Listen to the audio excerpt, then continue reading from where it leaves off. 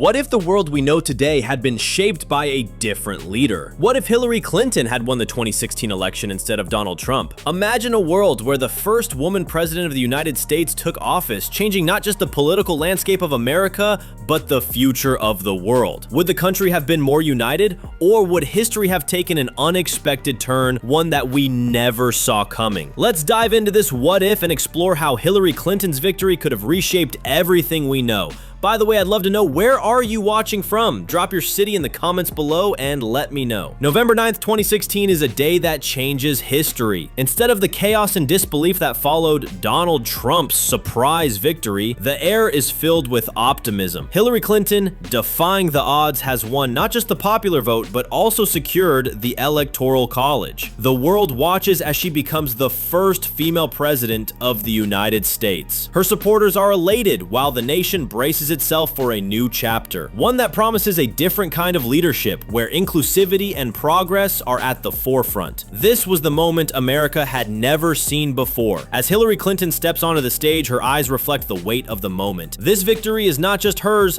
but for every woman who has ever fought to break barriers. For her supporters, this isn't just about politics. It's about seeing someone who represents them finally in power. The crowd erupts in cheers, tears of joy and disbelief. A dream that many thought was impossible is now a reality. For women across the country and around the world, Clinton's win is a beacon of hope, proof that anything is possible. This is a moment that will be remembered forever, a symbol of progress and change. Clinton's presidency ushers in a new era of progressive policies. The Affordable Care Act is strengthened, paving the way for universal health care. Equal pay for women becomes a top priority, and efforts to address systemic racism are intensified. Clinton pushes for comprehensive immigration reform while also focusing on climate change, aiming to reduce the nation's carbon footprint. Her administration's bold steps bring hope to those who had long felt overlooked.